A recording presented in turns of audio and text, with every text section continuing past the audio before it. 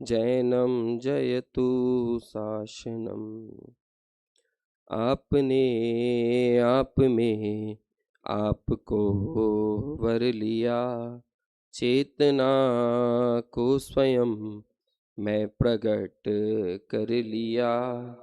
हे विरागी प्रभु, हे महावीर जिन, आपके दर चरण मैं शतत नमन। आपके दर चरण मैं शतत नमन। सकल गेय गायक तदपि निजानंद रस लीं। सो जिनेन्द्र जयवंत नित अरिरज रहस विहीन।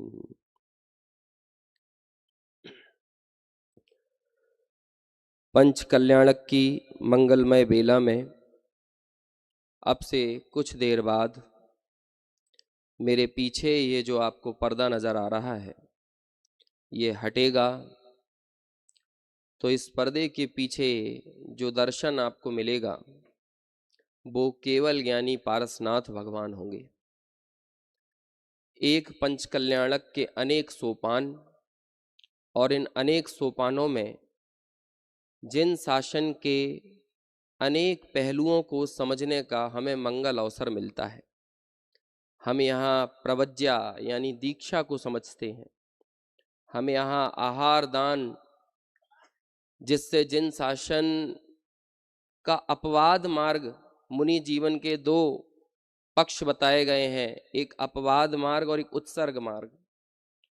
जब वे अपवाद मार्ग में आते हैं तो उनका बड़ा मृदु आचरण और जहाँ पर ये 28 मूल गुण आदि का पालन देखने को मिलता है, और परस्पर में श्रावकों के बीच में और मुनिराजों के बीच का जो आपसी संबंध है, जिसके कारण जिन शासन की पताका, इस बड़े सुंदर संबंध के कारण जिन शासन की पताका लगातार लहलहाती रहती है, उसका एक बहुत सुंदर बिंदु है, बहुत सुंदर प्रतीक है आहार दान। हम तो मुनिराजों के लिए अपने में से अपने लिए बड़ी शुद्धता के साथ बनाया गया थोड़ा सा भोजन देते हैं, और वे अपने ज्ञान दान से हमें सिंचित करके हमारे जीवन को मांगल्य से भर देते हैं, जिसका अनेकों जीव हजारों हजार साल बाद तक उस जिन देशना का पान करके और अपने मोक्ष का मार्ग प्रशस्त करते रहते हैं। हमने तो उन्हें कुछ नहीं दिया, लेकिन उन्होंने हमें कितना कुछ दे दिया। ऐसे उस आहार दान की क्या जिन शासन में महत्ता है, कितना अद्भुत, कितना सुंदर ये पक्ष है, उसको भी हम इस पंच कल्याणक के निमित्त से समझ लेते हैं। और अब इसी श्रृंखला में हमारे सामने एक और बहुत सुंदर बिंदु, बहुत सुंदर चरण अब से कुछ देर बाद यहाँ पर हमारे सामने आलोकित होगा, और वो होगा केवल ज्ञान। केवल ज्ञानी भगवान तो जो वास्तव में पारसनाथ हैं भाव निक्षेप से, वे तो बहुत पहले अपने उस कैवल्य को प्रकट करके सादी अनंत काल के लिए वे तो सुख में समा गए। लेकिन आज भी उनके केवल ज्ञान को समझकर हमें हमारा ज्ञान स्वभाव समझ में आ जाता है, या उस केवल ज्ञान को देखकर हमें हमारे ज्ञान स्वभाव की महिमा आ जाती है। ये तो हमारा व्यक्तिगत लाभ हमारा ये है, क्योंकि केवली भगवान तो केवली हो गए। क्या है उस ज्ञान का महात्म्य, कैसा है वो केवल ज्ञान? अभी मैंने मंगलाचरण आपके बीच में किया। हे भगवान, आप ये सब कुछ जानते हो ना, इसमें हमारा कोई रस नहीं है। सकल गे ज्ञायक तदपि, लेकिन तदपि, जब भी तदपि लग जाता है ना तो पीछे की बात हल्की हो जाती है और असली वजन अगली बात पर आ जाता है। सकल गे ज्ञायक तदपि, हे प्रभु आप सकल गे, विश्व के समस्त पदार्थों के ज्ञाता हो, लेकिन बावजूद इसके आपकी महत्ता किस कारण है, आपके सुख का संबंध किससे है? तो हम बोलते हैं निजानंद रसलीन। देखो दुनिया क्या देखती है उससे फर्क नहीं पड़ता है, वास्तविकता क्या है, वस्तु स्थिति क्या है, फर्क तो इससे पड़ता है। आत्मार्थी की नजर उस पर नहीं होती जो दुनिया देखती है, आत्मार्थी की नजर वस्तु स्थिति पर होती है। अहो ये चित प्रकाश कैवल्य, कहे तुम ज्ञाता लोकालोक। हमें दिखता है, ये पूरी दुनिया को भी ये दिखता है कि तुम्हारा ये चैतन्य का प्रकाश जो केवल ज्ञान के रूप में अपनी सर्वांग सामर्थ्य के साथ प्रकट हुआ है, उससे हमें दिखता तो ये है और हम कहते भी हैं, और कहीं ना कहीं किसी अपेक्षा से ये सत्य भी है कि तुम ज्ञाता लोकालोक। लेकिन वास्तविकता क्या है, सच्चाई क्या है? अहो ये चित प्रकाश कैवल्य, कहे तुम ज्ञाता लोकालोक। लेकिन अगली लाइन क्या कहती है? लेकिन वास्तविकता क्या है? अरे लेकिन सच्चाई तो ये है कि जहां ज्ञान लीन हो, क्या है लाइन? अरे पर हो ज्ञान जहां पर लीन, वही है ज्ञेय, वही है भोग। सच्चाई क्या? अब ये बताओ, वो ज्ञान पूरे लोकालोक को तो दिखा रहा है, लेकिन वो ज्ञान लीन कहाँ है? ये बताओ, कहाँ है ज्ञान लीन? उन केवल ज्ञानियों से पूछो, तुम्हारा रस काय में है? तुम तन्मयता के साथ किसे जान रहे हो? और तुम्हारी रुचि, तुम्हारा एकत्व, तुम्हारा निजत्व आखिर किसे ज्ञेय बनाने में है? सच्चाई क्या है? तो हम तो ये देखते हैं कि ज्ञान जहां हो लीन, क्या वो ज्ञान ज्ञेयों में लीन है? तो फिर वो ज्ञान कहाँ लीन है? निजानंद रसलीन। कहाँ ज्ञान लीन है? देखो देखो, समझने वाली बात है। जिन केवल ज्ञानी की सामर्थ्य तो ऐसी प्रकट हुई कि वो पूरे लोकालोक को एक समय में, पूरे लोकालोक को, उनकी सर्व पर्यायों को एक साथ जान लेते हैं। लेकिन कमाल की बात है, उन्हें उसके जानने में जरा सा भी रस नहीं है। और हम और आप अपने जीवन की सच्चाई देखो, जिसके जानने में तो चिंदी भर भी कुछ नहीं आता है, लेकिन फिर भी तृष्णा कैसी पड़ी रहती है कि ये भी जान लूं, ये भी जान लूं। पहले तो हम प्रभावित होकर जानते हैं और फिर बाद में उन्हें जानकर प्रभावित भी होते हैं। जानना तो इतना सा होता है, लेकिन उसके बाद प्रभावित कितने होते हैं। अभी आप यहाँ पे बैठे हो प्रवचन में, एक किसी का आपको जिससे उधार लेना हो या उधार देना हो, उसका जरा सा मिस कॉल आ जाए, आपके प्रवचन की हालत खराब हो जाएगी, पता नहीं चलेगा। अभी आपके ज्ञान में इतना सा ज्ञेय आ जाए, अभी तो सब लोग बड़े निवृत्त होकर यहाँ पर आए हैं, लेकिन अपने गांव में, नगरों में आप रहो और वहां पर स्वाध्याय सुनने के लिए जाओ, और आपको इतना सा ध्यान आ जाए कि मैं घर पे अपना गैस का वो क्या रेगुलेटर बंद करके आई हूं कि चालू ही छोड़ा, खुला छोड़ के आ गए, तो वो लोग कितने लोगों को प्रवचन सुनने में मन लगने वाला है। हो गया प्रवचन पूरा, पूरा का पूरा ज्ञान कहाँ जा रहा है? रेगुलेटर में। इस ज्ञान में तो जरा सा रेगुलेटर जानने में आया, और उस ज्ञान ने पूरी, इस ज्ञान में, ये ज्ञान ने खलबली मचाई है। क्या ज्ञान खलबली का कारण है?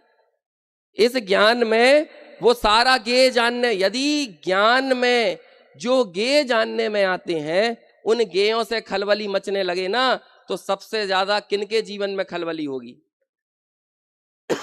केवल ज्ञानी के जीवन में होगी।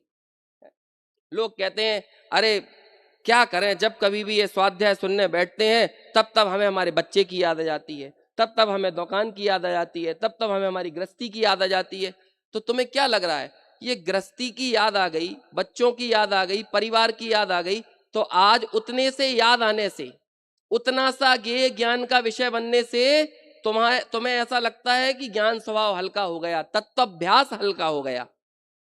अभी तो तुम्हें इस भाव का एक बच्चा दिख रहा है, जब केवल ज्ञानी हो जाओगे तो कितने बच्चे दिखेंगे?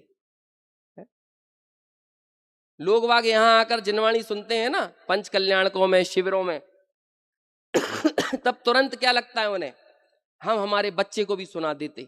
मान के चलो माँ अकेली आई हो, पति देव भी घर पे ही हो, धंधा करने में व्यस्त हो, और बाल बच्चे भी अपने काम धंधे में, जो भी उनका जीवन है उसमें वो मस्त हो, तो तुरंत क्या लगता है, हमारे बच्चे भी आ जाए, हमारे बच्चे भी आ जाए। तो वो तुरंत आके क्या बोलती है माता जी, भाई अब हमें तो ये बात समझ में आ गई है, लेकिन हम क्या करें? हम हमारी आंखों के सामने हमारे पति को और बच्चों को नरक में जाता हुआ थोड़ी देख सकते हैं।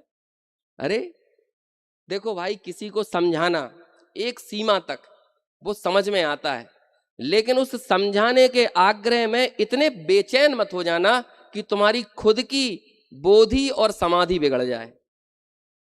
आज तुम एक बच्चे को नरक में जाते हुए नहीं देख सकते, ये बात कहते हो। जब तुम केवली हो जाओगे तो तुम्हारे पूर्व जन्म के कितने बच्चों को नरक में देखोगे? अब बताओ तब कैसे देख पाओगे?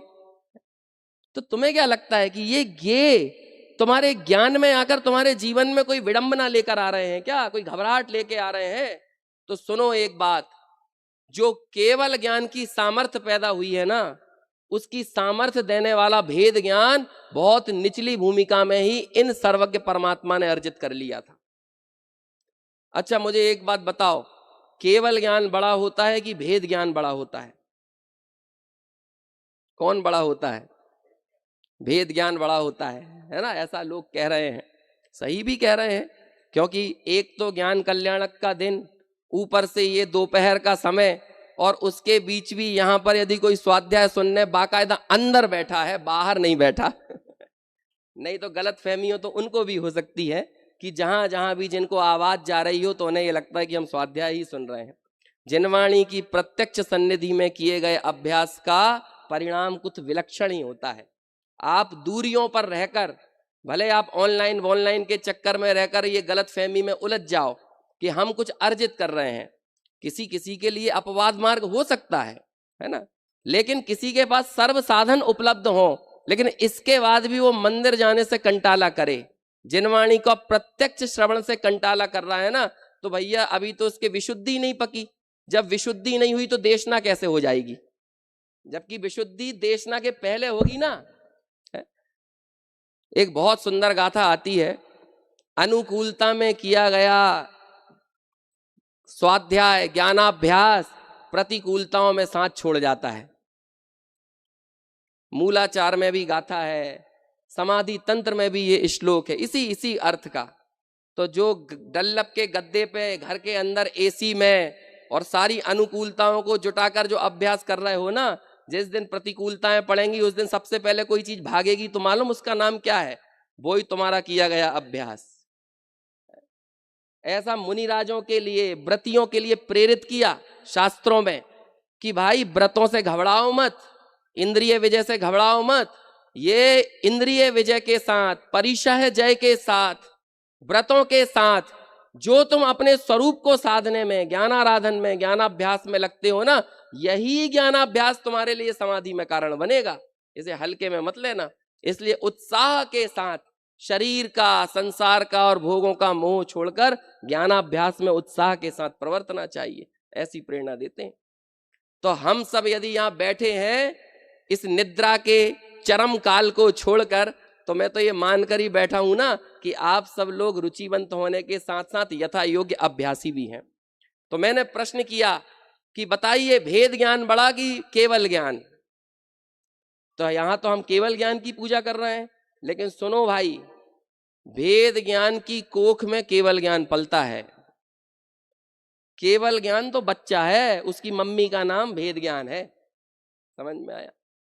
और केवल ज्ञान हो जाने के बाद भी वो गे मोह उत्पन्न नहीं करा पा रहे ना उन केवल ज्ञानियों को, उन सर्वज्ञ परमात्माओं को, जिसके कारण वे केवल ज्ञानियों में ये वजन है, ये वजन कि सकल गे ज्ञायक तदपि निजानंद रसलीन। हमारे लिए तो 4-5 मोबाइल एक साथ घनघना जाए ना तो बेचैनी हो जाएगी।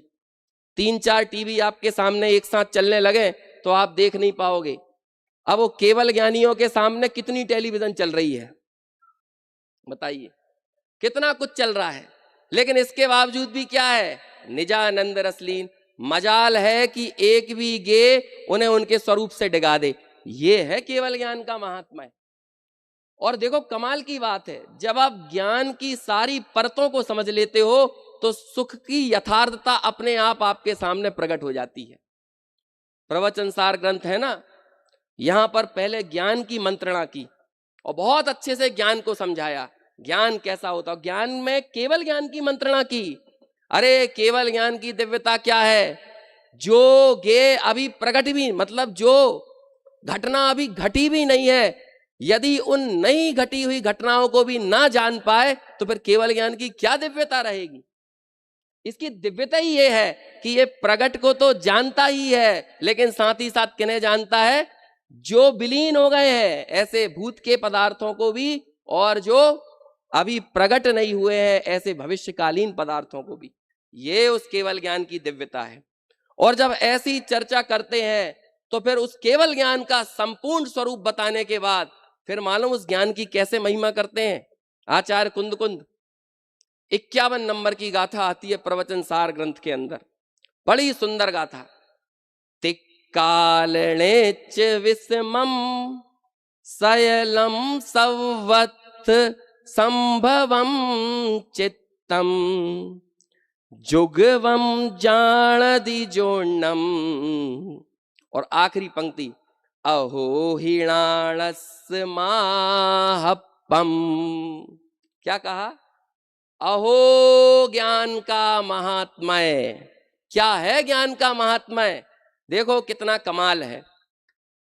तिक्काल निच विस्मम, पहले तो पूरे विश्व के पदार्थों की सच्चाई बता रहे हैं, गेयों की यथार्थता कैसे हैं गे। देखो निरंतर ये गे एक दूसरे से चित्र विचित्र प्रकार के हैं। जैसा जीव है वैसा पुद्गल नहीं, जैसा पुद्गल है वैसा धर्म नहीं, जैसा धर्म है वैसा अधर्म नहीं, जैसा अधर्म है वैसा आकाश नहीं, जैसा आकाश है वैसा काल नहीं, और एक जीव जैसा है वैसा दूसरा जीव नहीं। समझ में आया? और हर एक द्रव्य के अंदर की पर्यायों में निरंतर विचित्रता है, एक के बाद एक कैसा हो रहा है? विस्मम, विस्मम समझ रहे हैं? विषमता, एक के बाद एक पर्यायों में नवीनता, नवीनता, नयापन, नयापन आ रहा है। लेकिन इन सारे चित्र विचित्र पदार्थों को, सभी पदार्थों को, उनको उनकी सभी पर्यायों के साथ कैसे करता है? जाणदि जुगवम, जुगवम जाणदि जोण्णम। जो युगपद और नित्य जानता है। देखो कितनी कमाल की बात है, ज्ञेयों की इतनी विविधता के बावजूद भी ज्ञान में ऐसी कोई विविधता नहीं आती है। और ज्ञान का वो जानन स्वभाव नित्य नित्य नित्य, ये पारसनाथ भगवान अभी केवल ज्ञानी होंगे। बोलो इनका केवल ज्ञान अगले समय में कैसा होगा? क्या अगले समय में उस केवल ज्ञान में लोकालोक की क्या नवीनता जानने में आएगी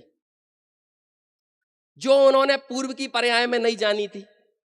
क्या नहीं जानी थी? नित्य तो जान रहा। देखो अभी उसकी गहराई में मत जाना, नहीं तो फिर बहुत सारी बातें आती हैं कि अगले समय में वो जो जानेंगे वो पूर्व की ज्ञान की पर्याय तो उसे भविष्यकालीन जान रही थी, और भविष्य की ज्ञान की पर्याय उसी वर्तमान कालीन ज्ञेय को कैसे जानेगी? भूतकालीन जानने लगेगी। इस तरह की बातें आती हैं, लेकिन अभी मैं वो सब नहीं कहूंगा। लेकिन कमाल की बात देखो, यदि भगवान के ऊपर एक लोड दे दिया जाए कि जानो पूरे दुनिया को जानो, पूरी दुनिया को जानो, पूरी दुनिया को जानो, तो बोलो फिर वो अपने स्वरूप में स्थिरता कर पाएंगे कभी? जुगवम जाणदि जोण्णम, पूरे विश्व को, लोकालोक को जानते हैं। देखो तो सही, अहो हिणाणस् माहप्पम। देखो पर्दा उठने से पहले अपने ज्ञान के ऊपर से केवल ज्ञान का पर्दा हट जाना चाहिए, क्योंकि केवल ज्ञान का महात्मा यदि समझ में आ जाए तो आपको आपके ज्ञान स्वभाव की महिमा आए बिना नहीं रहेगी। पहले ये पर्दा हट जाए, ये तो हट ही जाएगा। समझ में आया कि नहीं? और फिर इसके अगली वाली गाथा और कमाल की गाथा है। क्या कहते हैं? गाथा नंबर 53। अभी तो क्या है, ये पर्दा नहीं होता तो आपको स्क्रीन पर दिखा के पढ़वा देता मैं, है ना। और क्या कि जब तक वो गाथा को ना बोलूं और सीधे सीधे विषय बोल दूं तो मुझे अपने आप में अधूरापन लगता है, इसलिए मैं गाथा का उच्चारण करना तो एक जरूरी पद्धति मान के चलता हूं। भले ही वो गाथा आपको समझ में आए या ना आए, लेकिन आपके कानों में ये शब्द वर्गणाएं पहुंच गई ना, मेरे लिए तो यही उपलब्धि होती है ना। देखो अगली गाथा में क्या बात करते हैं, और भी बढ़िया गाथा।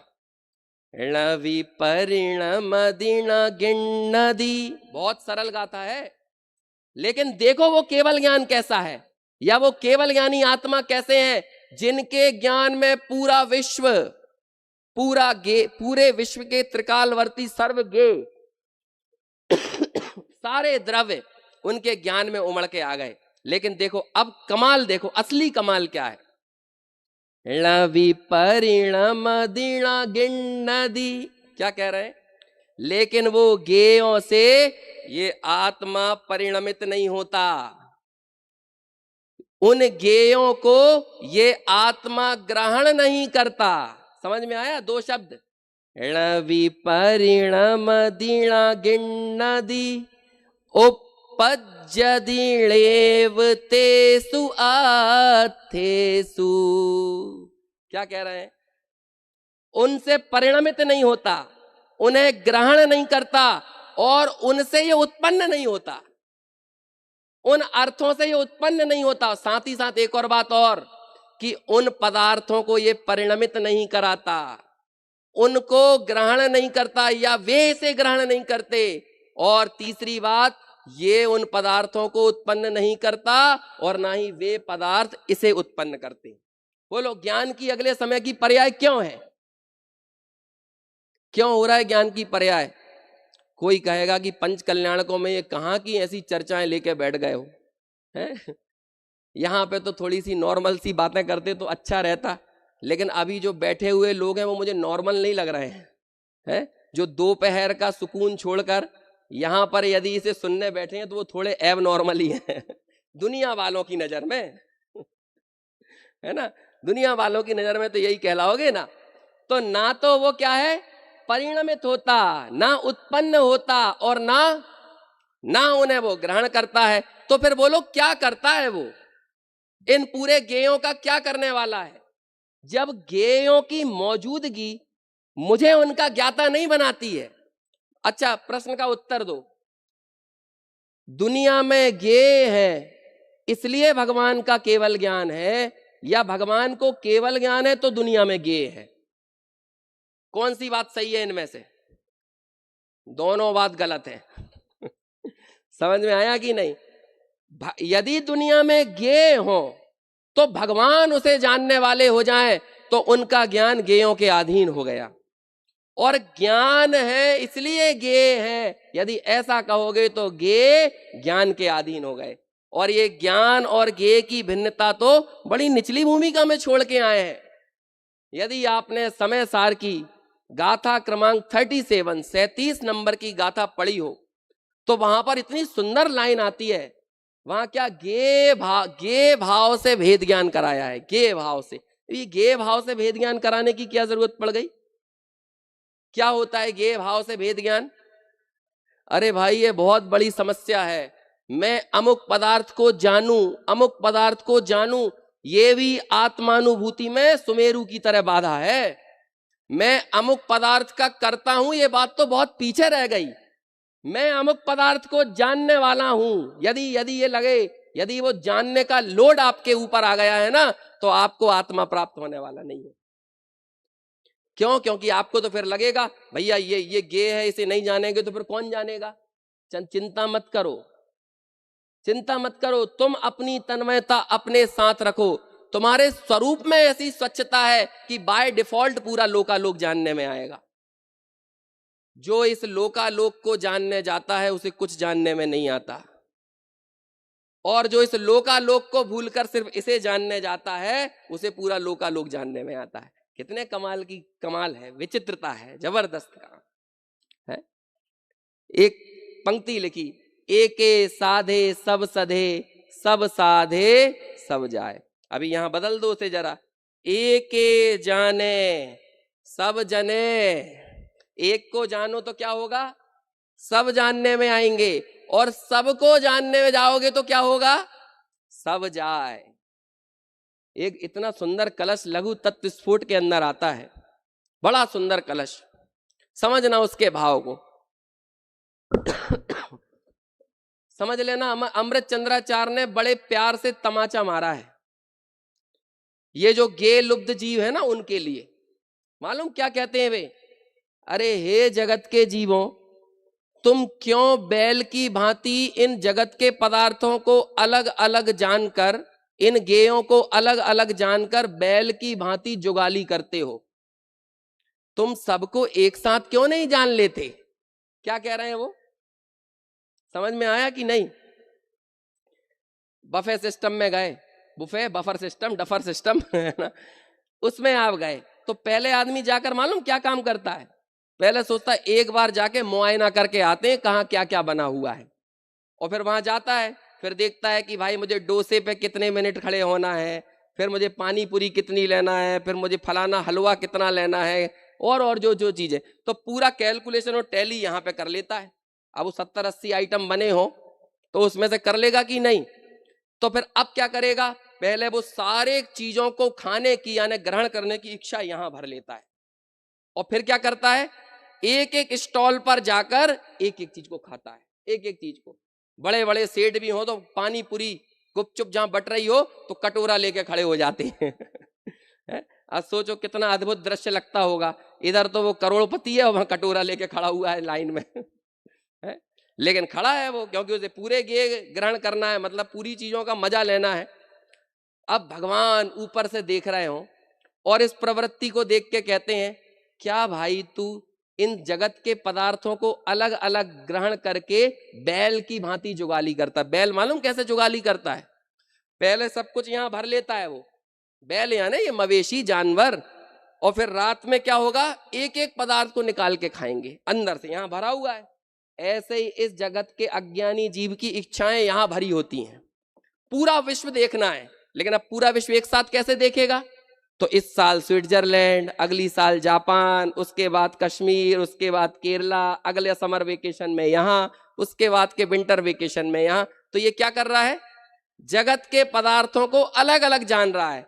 आचार्य कहते हैं अबे बैल, समझ में आया ना, क्या बैल की भांति इन पदार्थों को अलग अलग जानकर, इन गेयों को अलग अलग जानकर बैल की भांति जुगाली कर रहा है। भाई तू अपनी सामर्थ्य को तो समझ। क्या कहा, तू इन सब को एक साथ क्यों नहीं जान लेता? बोलो क्या सामर्थ्य है इसके पास? लेकिन इन सब का एक साथ जानना कब होगा, बताओ कब होगा? जब सबको जानने का विकल्प इसके दिमाग में नहीं रहेगा, तभी तो होगा ना ये। ऐसा गे भाव से भेद ज्ञान किया। और मालूम अमृत चंद्राचार्य जब इस गाथा की टीका लिखते हैं, देखो मैं आपको क्या बताऊं, ये मेरे जैसे 2-4 लोग आपको आके 20-30-40 मिनट में ना आपके सारे प्रश्नों के उत्तर दे सकते हैं, ना आपको जिन शासन की व्यापकता और सर्वांगता समझा सकते हैं। आपको अपना दीपक स्वयं बनना पड़ेगा। और यदि ये प्रवृत्ति आपके अंदर विकसित हो गई, आप यहां मैं जो बोल रहा हूं वो सब भूल जाना, लेकिन आप अपने से ही पुरुषार्थ करके, अपनी इन आंखों से, अपने हाथों में जिनवाणी लेकर, अपने ही बुद्धि के साथ आप इन शास्त्रों का अभ्यास करने की प्रवृत्ति अपने अंदर विकसित करना। पंडितों के भरोसे अपनी नैया डाल दोगे ना तो गारंटी से डूबेगी भैया क्योंकि आपको स्वावलंबी होना पड़ेगा। आप इस भरोसे मत बैठो, और आपको ये नहीं लगना चाहिए कि हम 2-4-6 प्रवचन सुनाए, 2-4 यहाँ पर किसी ने कुछ बता दिया और हमें बहुत कुछ समझ में आ गया, ऐसा नहीं होगा। आप क्रमिक तौर पर अभ्यास करो। मैं आपको बोलता हूं भाई, आपको क्रमबद्ध पर्याय का निर्णय जितना जरूरी है, क्रमबद्ध पर्याय जितना जरूरी, और कई मायने में क्रमबद्ध पर्याय से भी ज्यादा जरूरी क्रमबद्ध स्वाध्याय है।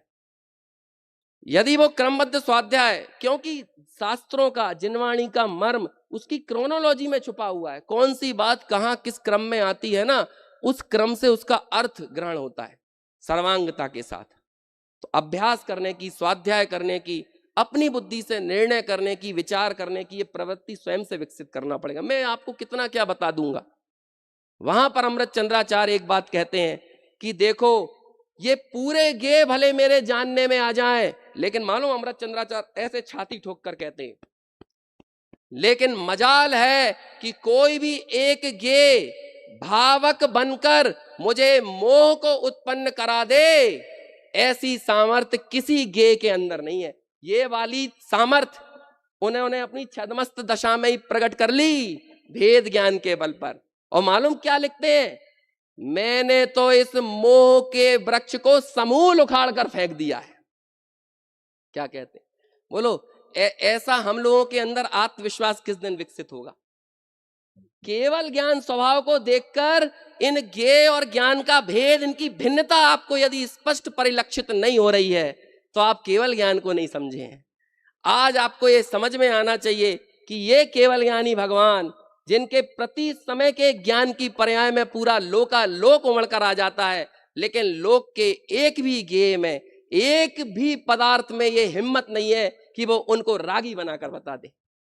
ये है केवल ज्ञान का महात्मा है। सब कुछ जान लिया, इसमें क्या महात्मा है? तुमने सब कुछ जाना, उसके बाद तुम्हारे आनंद का संबंध किससे है?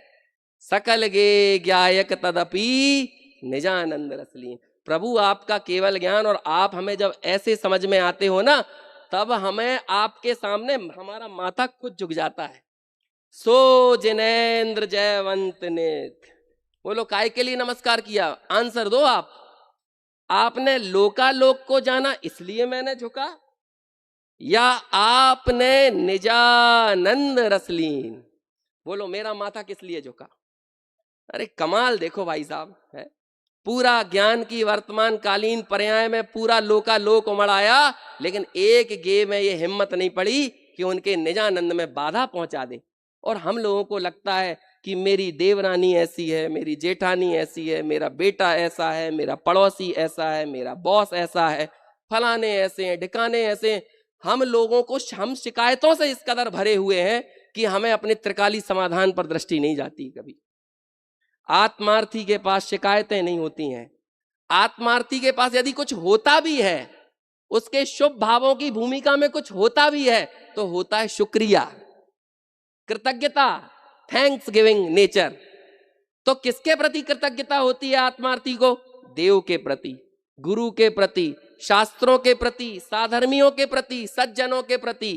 सत सज्जनों की संगति, ये भावना भाते हैं कि नहीं? जो लो न शिव पद लहू तो लो देह यह नर भावना, सत्संग, शुद्धाचरण, श्रुत अभ्यास और आत्म भावना मेरी निरंतर रहना चाहिए। प्रभु संसार में रहूं, मुझे कोई परेशानी नहीं है, लेकिन जिस दिन मेरे भीतर से आत्म भावना बाहर निकल गई ना, मैं जीते हुए भी मर जाऊंगा। आत्मार्थी का तो सांस है, ये ऑक्सीजन है। बोलो आत्मार्थी काय की सांस लेता है? इस श्वासोच्छ्वास से जीता है या आत्म भावना के साथ जीता है? ये भावना करता है। देखो मुझे आना तो वही है, भगवान के सामने चैलेंज कर रहा है, मुझे आना वही है। प्रभु भूतकाल प्रभु आपका, वह मेरा वर्तमान, और जो आपका वर्तमान है तो वो क्या है? वह भविष्य मम ज्ञान। लेकिन प्रभु जब तक जितने भी काल इस संसार में रहूं, मैं क्या चाहता हूं?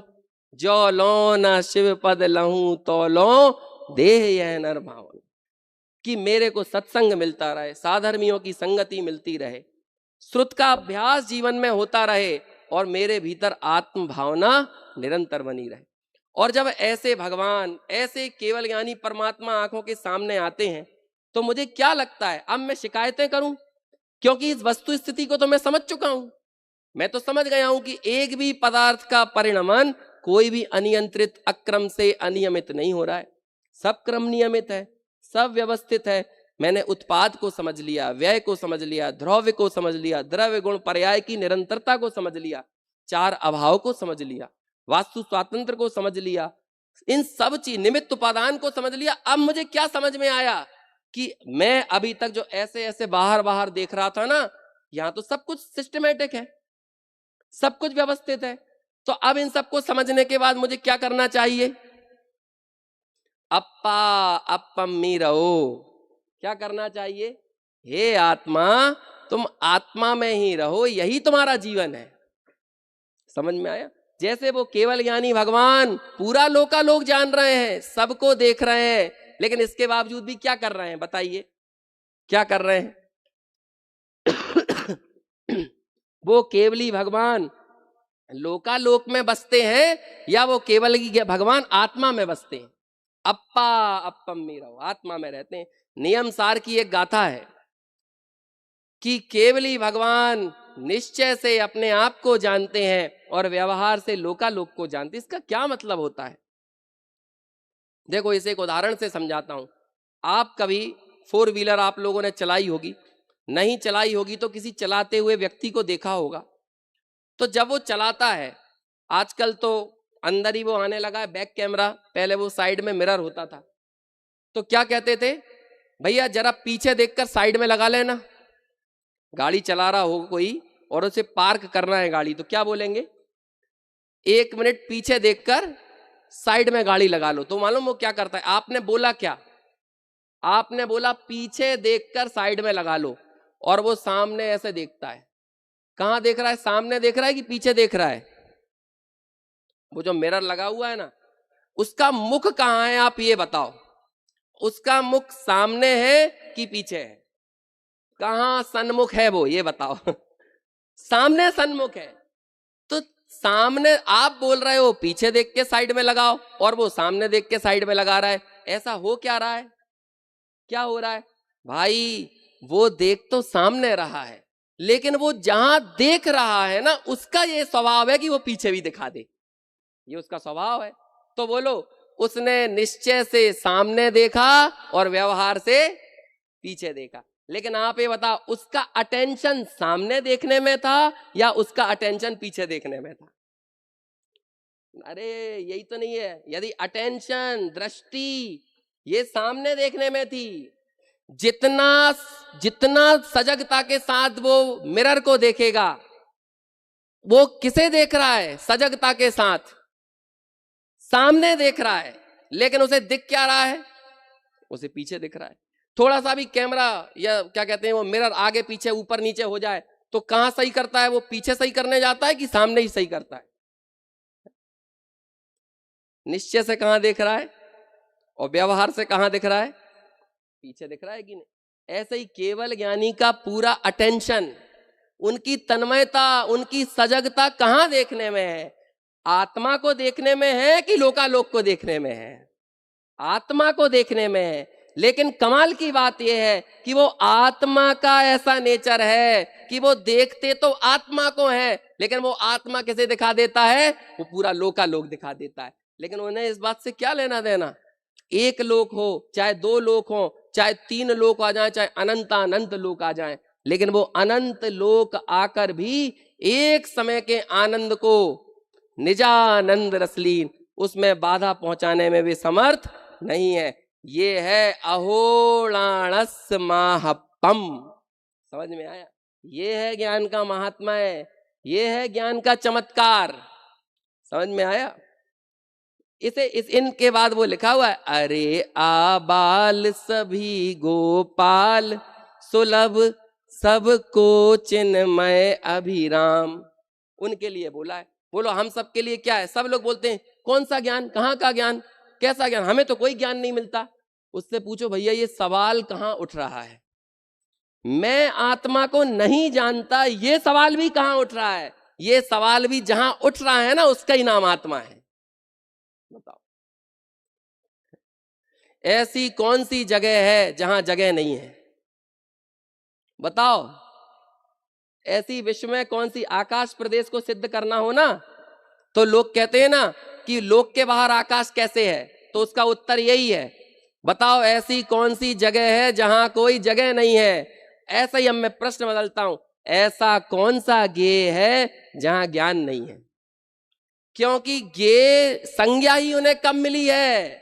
क्योंकि उनका कोई ज्ञायक है, तभी तो उन्हें ज्ञेय संज्ञा मिली है। और जिन ज्ञेय का तुम्हें बहुमान आ रहा है, उस ज्ञेय को जानने के काल में भी तुम्हारी ज्ञायकता ही प्रसिद्ध हो रही है।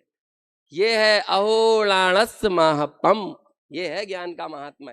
अब जब पूरा इतनी स्पष्टता के साथ ज्ञान की सर्वांगीण समीक्षा आचार्य कर देते हैं और बता देते हैं कि इंद्रिय ज्ञान ज्ञान नहीं है, ये स्वाधीन, ये अपने अवलंबन से स्वयं से उत्पन्न सर्वांगीण इतना व्यापक ज्ञान वही वास्तव में ज्ञान है, ये इंद्रिय ज्ञान ज्ञान नहीं है। तब जाकर सुख को परिभाषित करने के लिए जब आचार्य आगे बढ़ते हैं ना, तो मालूम क्या कहते हैं? इतना सा छोटा सा उत्तर है। आप लोगों को भी ये तय करना है ना कि इस मोबाइल में सुख है कि नहीं। अभी आप जो भोजनालय में जो भी खा के आए हो रसगुल्ला वगैरह, है ना, उन रसगुल्ले में सुख है कि नहीं, आप इस एक छोटी सी डेफिनेशन के अंदर उस रसगुल्ले को तौल लेना। आपको अमृत चंद्राचार्य एक तराजू दे रहे हैं।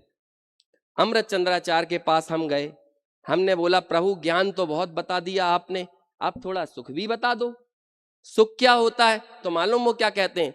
ठीक है रुको, हम सुख का प्रपंच करते हैं। प्रपंच करना यानी होता है विस्तार करना, बताना। लेकिन सुनो कौन से सुख का? पहली लाइन में उनका उत्तर है, अथ ज्ञानात अभिन्नस्य सुखम प्रपंचयति। मैं उस सुख का प्रपंच करता हूं जो ज्ञान से अभिन्न हो। मतलब जहां जहां ज्ञान होगा वहां वहां सुख होगा, जहां जहां सुख होगा वहां वहां ज्ञान होगा। अब आप ये बताओ, रसगुल्ले में सुख आया, जरा उस रसगुल्ले से पूछो कि भाई तुझे खा के तो मैं इतना उचक रहा हूं, लेकिन तू खुद कितना उचक रहा है? तेरे को ग्रहण करने के बाद मेरे को तो मजा, अरे रसगुल्ले से मजा आ गया, रसगुल्ले से मजा आ गया, लेकिन जरा वो रसगुल्ला भी थोड़ा बहुत मजा लिया कि नहीं? किसी की थाली का रसगुल्ला नाचा कि नहीं आज? तो जब रसगुल्ला नहीं नाच रहा रसगुल्ला होकर, तो तुम क्यों नाच रहे हो गायक होकर रसगुल्ले के नाम पर? यदि नाचना ही है तो अपने गायकत्व पर नाचो, उस रसगुल्ले का नाम लेकर क्यों नाच रहे हो? इसका मतलब यहां सुख का कोई लेश नहीं है, क्योंकि ये ज्ञान से भिन्न है। यहां तो हम उस सुख का प्रपंच करेंगे जो कि ज्ञान से अभिन्न हो। अत ज्ञानाद अभिन्नस्य सुखम प्रपंचयति। अब आप जगह जगह लगा लो। अब आप देखो, ज्ञान मेरा स्वभाव है, इसका मतलब स्वभाव तो वो कहलाता है जिसका कितना भी उपभोग कर लिया जाए उसके बाद वो कभी रीतता नहीं है, कभी खाली नहीं होता। तो जो सुख इस ज्ञान से अटैच्ड है, अभिन्न है, ऐसा सुख भी कितना भी भोग लिया जाए वो कभी उस सुख से रीतेगा नहीं। और हम जिस सुख में मुग्ध होते हैं, आप ये पाओगे कि एक लिमिट के बाद वो सुख वहां पर सुख नहीं रहता। 2 रसगुल्ले खाए सुख लगा, 3 खाए तो ट्रिपल सुख होना चाहिए कि नहीं? 4 खाने पर 4 गुना, 5 खाने पर 5 गुना। छोटा सा कैलकुलेशन है, ज्यादा पढ़ा लिखा नहीं हो वो भी बता देगा। 1 रसगुल्ले में 1 सुख, तो 2 रसगुल्ले में डबल, 1 और 1 2, 1 और लाओगे तो 3 4 5, 8 रसगुल्ले खाने के बाद कैसा लगा? 8 गुना सुख। अरे 8 खा लोगे तो अगला सुख नहीं, वो अगला रसगुल्ला दुख बन जाएगा। अब ऐसा सुख सुख कैसे हो सकता है जो कुछ समय पहले तक सुख था और थोड़ी देर बाद वो क्या बन गया? अब वो बोलो वो दुख बना क्यों? इतना सा उत्तर खोज लो। मैं एक रसगुल्ले को बेचारे को बीच में लेके आया हूं, आप अपने जीवन में हर जगह लगा लेना। यदि आपको लगता है टेलीविजन में सुख है, व्हाट्सएप चलाने में सुख है, फेसबुक चलाने में सुख है, आप इस परिभाषा को लगा लो, ये व्हाट्सएप फेसबुक ये ज्ञान से अभिन्न है कि ज्ञान से भिन्न है? इतना लगा लेना। तभी तो बार बार व्हाट्सएप चलाता है, फिर खींचता है, फिर पटक देता है, फिर खींचता है, फिर ये ज्ञप्ति परिवर्तन का दुख होता है। आपको पता नहीं है, ये प्रवचन सार की 233 नंबर की गाथा में आचार्य ने प्रयोग किया। ज्ञप्ति परिवर्तन रूपी क्षोभ है ये। जब हम ये सिद्ध पूजन में आगे पढ़ते हैं ना, नहीं प्रज्ञा आवर्तन शेष, क्या कहते हैं आगे? क्या तेज बोलो? नहीं प्रज्ञा आवर्तन शेष, हुए सब आवागमन। बोलो, आपका प्रज्ञा आवर्तन क्या हुआ? अरे ज्ञप्ति परिवर्तित होना रुक गई ना, तो क्या हो गया? अब तुम आवागमन करोगे भी क्यों? ये है केवल ज्ञानी का महात्म्य, ये है उनके चित प्रकाश कैवल्य का महात्म्य। प्रभु आपका सुख ज्ञान से अभिन्न था, इसलिए अब वो सुख कभी खत्म होने वाला नहीं है। और जब तक ये ज्ञप्ति परिवर्तन होती रहेगी, जब तक मुझे ये गेयों में सुख नजर आएगा, तब तक तो मुझे ऐसा ही लगेगा कि इस गेय को छोड़कर दूसरा पकड़ूं, दूसरे को छोड़कर तीसरा पकड़ूं। ये जब तक आप ज्ञप्ति परिवर्तन करते रहोगे तब तक आप दुखी होते रहोगे। तो इसलिए जो ज्ञान से अभिन्न है, उस सुख में से कितना भी उसे भोग लिया जाए, उसमें सुखत्व तो कभी खत्म नहीं होता। तब जाकर श्रीमद् राजचंद्र जी लिखते हैं, वह सुख सदा ही त्याज्य रे, पश्चात जिसके दुख भरा। बोलो, कौन से सुख को त्यागने की बात करते हैं? किसके बाद दुख भरा हुआ है? क्योंकि जो ज्ञान से भिन्न होगा, ऐसा सुख आगे चलकर दुख में ही बदलने वाला है। और प्रवचन सार ग्रंथ में आगे जाकर आचार्य कुंद कुंद यही कहते हैं, ये संसार का सुख, ये पुण्य के द्वारा प्राप्त होने वाला वैभव कैसा है ये विषम है, बाधा सहित है, सपरम बाधा सहीयम। ये स्वरूप से विषम है और आगे जाकर ये बाधा में बदलने वाला है। देखो कितना सुंदर महात्मा है। हे केवल ज्ञानी, आपके केवल ज्ञान को समझते समझते मुझे अपना ज्ञान स्वभाव समझ में आ गया। हे केवली भगवान, आपके केवल ज्ञान को समझते समझते मुझे सुख की वास्तविकता समझ में आ गई, और जहां मैं ज्ञान और सुख के संबंध में स्पष्ट हो गया, अब मुझे दुनिया में और कुछ नहीं दिखता, मुझे बस मैं ही मैं दिखता हूं, मैं ही मैं दिखता हूं। और जब मैं अपने आप को देखता हूं तो मुझे और दुनिया में कोई नजर नहीं आता, और जब मैं अपने में ही मगन हो जाता हूं तो कमाल की बात है, मैं तो गेयों को नहीं देखना चाहता था, लेकिन जब सारे कर्मों के आवरण खिरते चले जाते हैं तो पूरा लोकालोक इस ज्ञान में उमड़ पड़ता है। लेकिन पूरा लोकालोक उमड़ कर भी मेरे एक समय के सुख को छीन पाने में वो समर्थ नहीं है। आखिर में मैं एक बात कह के अपनी बात पूरी करता हूं। देखो भाई, यद्यपि ये केवल ज्ञानी भगवान सब कुछ जानते हैं, लेकिन फिर भी एक चीज ऐसी है जो ये केवल ज्ञानी नहीं जानते, वो सिर्फ आप जान सकते हो। वो केवल ज्ञानी कभी नहीं जानेंगे जो आप जान सकते हो।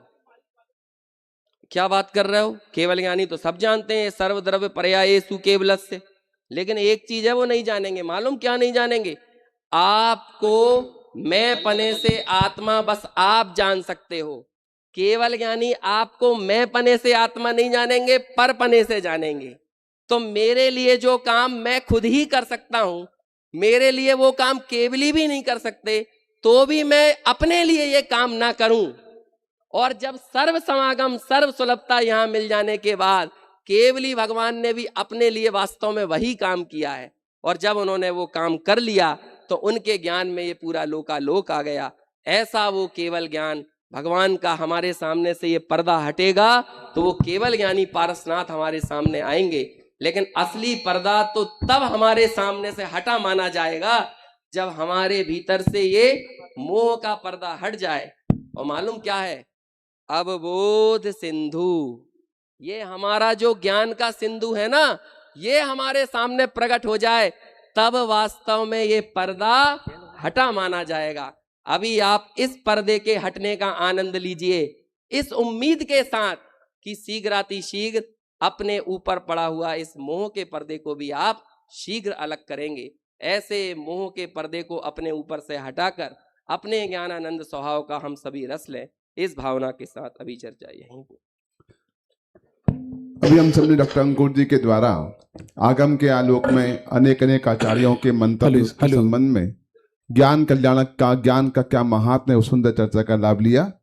आपको ख्याल हो कि डॉक्टर अंकुर जी शास्त्री वर्तमान में प्रसार भारती भारत सरकार के उपक्रम में कार्य कर रहे हैं और युवा वय में बहुत गहराई से तत्व ज्ञान का अध्ययन करते हैं। सबसे बड़ी बात है कि पूज्य गुरुदेव श्री के व्याख्यानों का बहुत तगड़ा रस है और गुरुवाणी मंथन शिविरों में भी वो जाकर के इस तत्व ज्ञान के अभियान को आगे बढ़ा रहे हैं। जितने इंद्र नाड़ी हैं वो सामने आके यहाँ बैठ जाएं। इंद्र नाड़ी हैं सभी सामने, माता पिता, यज्ञ नायक, इंद्र नाड़ी सामने आके बैठ जाएं। निवेदन हमारे आदरणीय हितेन भाई सेठ और अक्षय भाई दोषी पधारे हुए हैं मुंबई से, हमारे इस जिन मंदिर के प्रमुख सहयोगियों में वे शामिल हैं। उनसे निवेदन है कि कृपया आगे आके अपना स्थान यहाँ ग्रहण करें। आग्रह भाई प्रवीण जी से कि वे हितेन भाई जी, अक्षय भाई जी को आगे लेकर आए। पीछे आदरणीय दीपा बहन और उपमा बहन पधारी हुई हैं, दीपा भाभी और उपमा भाभी दोनों आगे पधार जाए। ये जो सोफा स्थापित किया है वहां पर अपना स्थान ग्रहण करें। निवेदन है दीपा भाभी से कि वे जहां भी हैं वे आगे आके अपना स्थान ग्रहण करें, और उपमा बहन दोषी वे भी आगे आके अपना स्थान ग्रहण करें। विशेष सूचना यह है कि श्रीमान हितेश राजकुमार सकलेचा सूरत ने अपना विशिष्ट सहयोग प्रदान किया है, विधि नायक के रूप में अपना योगदान दिया है, कैलाश पर्वत की रचना में अपना नाम दिया है। भगवान आदिनाथ की प्रतिमा विराजमान करेंगे, ध्वज दंड ध्वज धर्म ध्वज को स्थापित करेंगे हितेश राजकुमार सकलेचा सूरत वाले, जिन्होंने अपना बहुमूल्य योगदान इस जिन मंदिर में दिया है।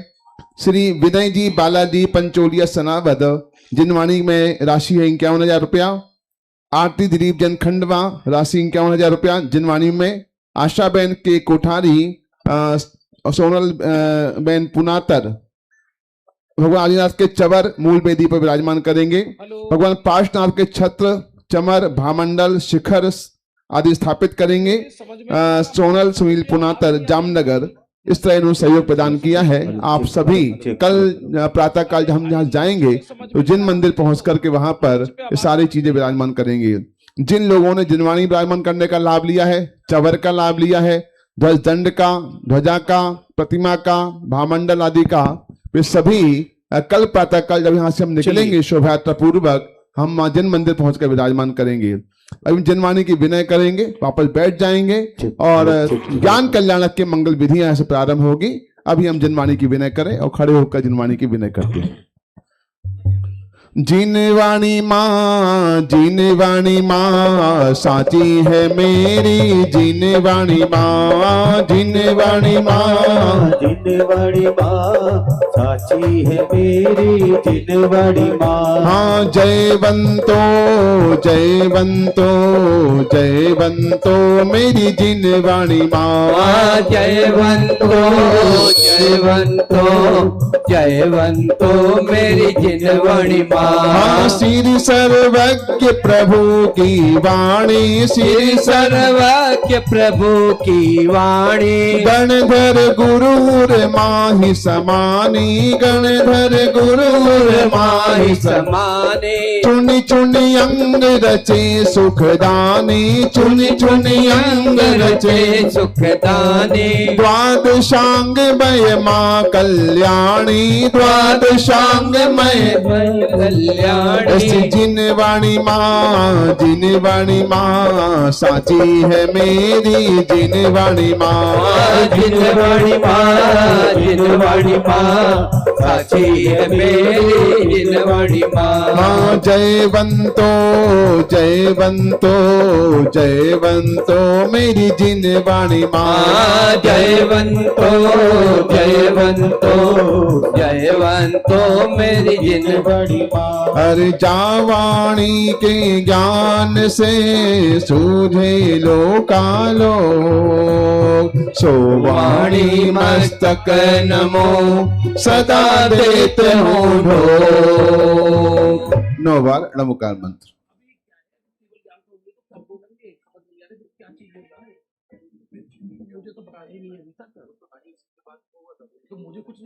हेलो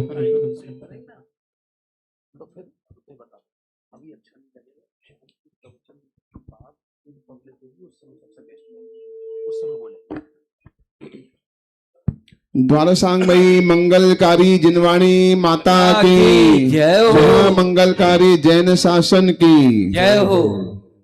आइए अब हम चल रहे हैं मंच की ओर, जहां हम सब ज्ञान कल्याणक की मंगल विधि का लाभ लेंगे। ध्यान देंगे। पार्श्व प्रभु ने 4 महीने पूर्व दीक्षा ली थी और आज वो बनारस नगरी के जंगलों में आत्म ध्यान में लीन है। जब तक हम यहां भजन पढ़ते हैं, देखते हैं प्रभु किस प्रकार छपक श्रेणी पर आरोहण होते हैं।